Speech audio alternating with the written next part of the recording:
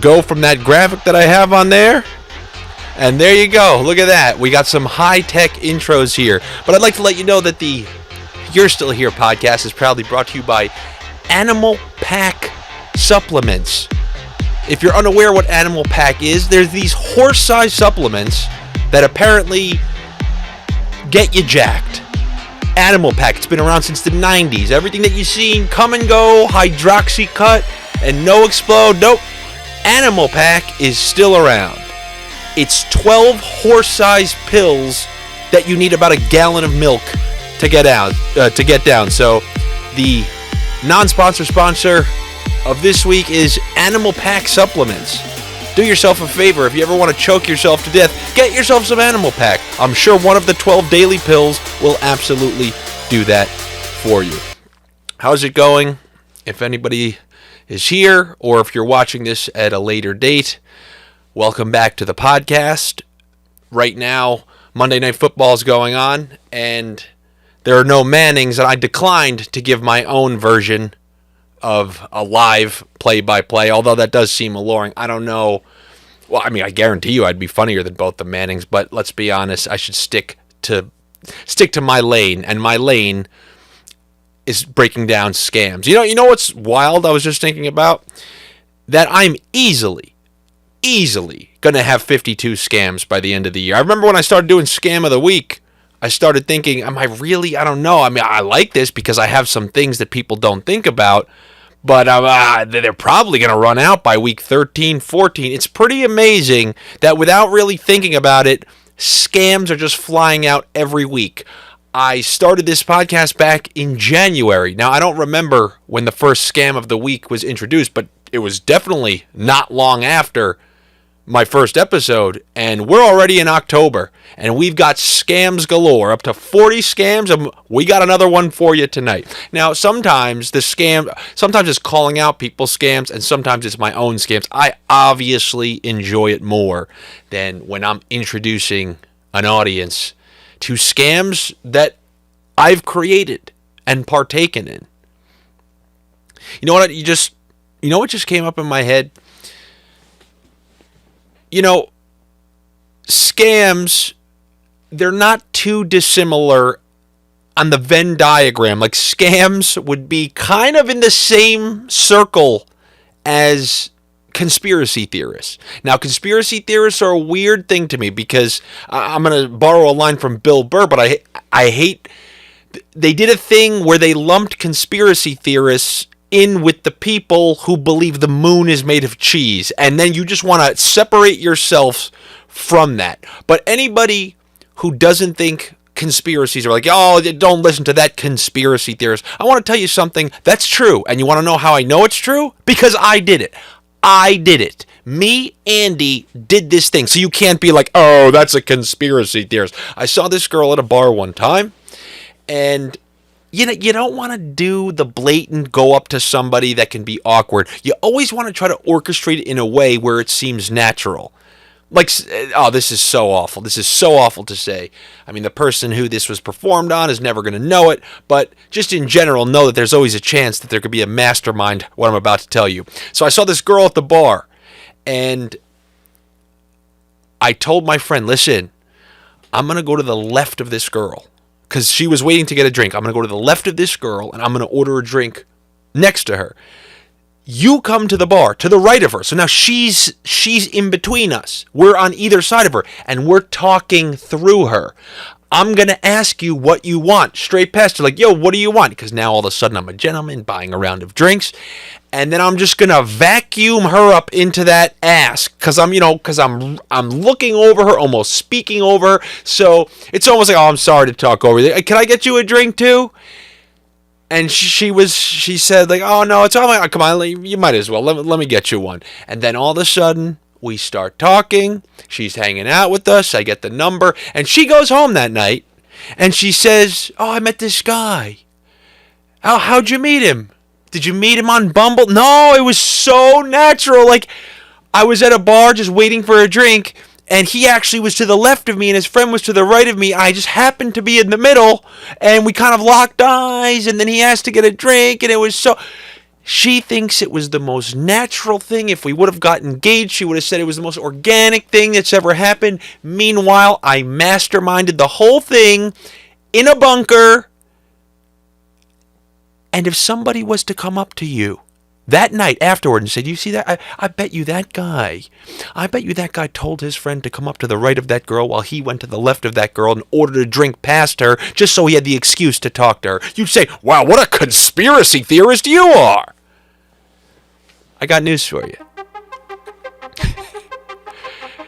I'm not telling you to believe in wild things, but don't just dismiss there should be two categories, like a conspiracy theorist major and a conspiracy theorist minor.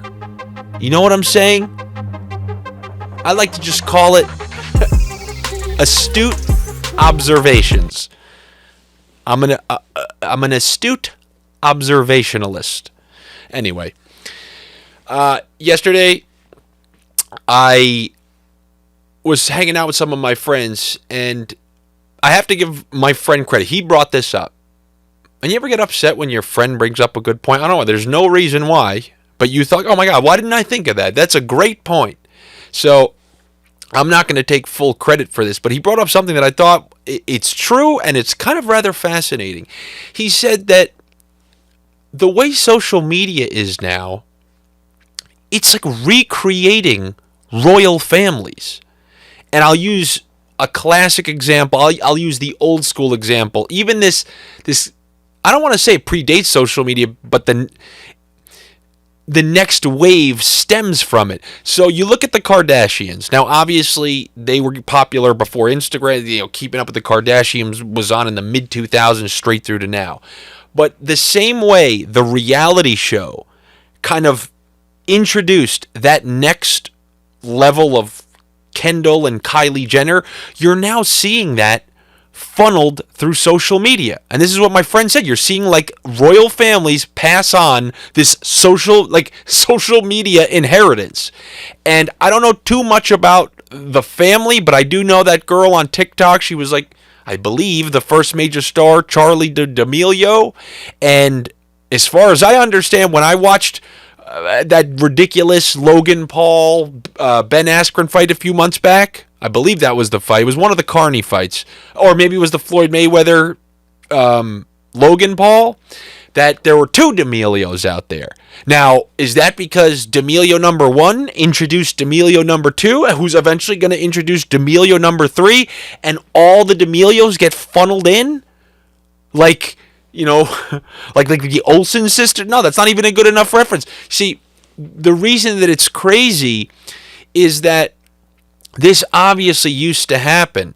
There were obviously generations of people. I mean, going back to Alfred Hitchcock's Psycho, when you had Jamie Lee Curtis's mother die in the shower scene. But the reason that's completely different is, yes, she may have gotten Jamie Lee Curtis in for the Halloween audition, but she killed it in Halloween, and she earned her merits that way. There was still had to be a verification and a passing of the torch.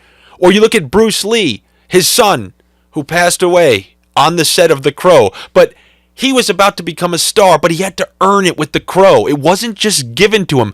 But since now the power is outside of those industries and it just lies within the people who hold it, and they're the influencers, you literally have people just introducing like the next family member, and it creates this royal family mentality where every member of specific families just have millions and millions of followers without ever having to do a blessed thing. Like, I remember when people were getting upset that reality shows were stealing all the buzz from television shows. And it was looked at like, who are these people? Who are these carnies that are like taking the spotlight without actually having to do any performing or anything like that? Now, this is even the next level of that. Like, the Kardashians was the reality show passing down the kind of popularity and influencer type of mentality. Now that's trickled all the way down to social media. So you take the Kanye's kid, Jay-Z's kid. What do you think it's? They don't have to do a blessed thing. They don't have to enter. They don't have to be in one movie. They don't have to be in one anything. Social media alone, they've been grandfathered. They've been knighted. It's Sir. What's the name? Sir Blue Ivy Car. I don't even. Was Blue Ivy a guy, a girl? I have no clue. But this is what happens when you name people Mustard. You don't know. But then again, there's no genders. There's no names. So Mustard. It's everything. Anyway, but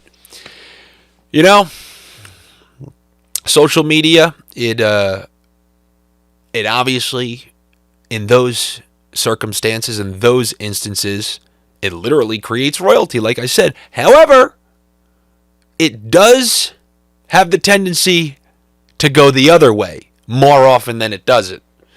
Like, for every family that's blowing up on Instagram, there are way more people's careers going down the tube on Instagram. Kind of like mine. But there was a saying, I'm not a big fan of this guy these days, but it doesn't mean I'm not going to give him credit. And 𝐄𝐩𝐢𝐬𝐤 one day said, I don't know one person who ever got a raise off of Twitter, but I know many people who got fired because of Twitter. And that is a great kind of saying when it comes to the benefits versus the risks of putting everything out there on social media.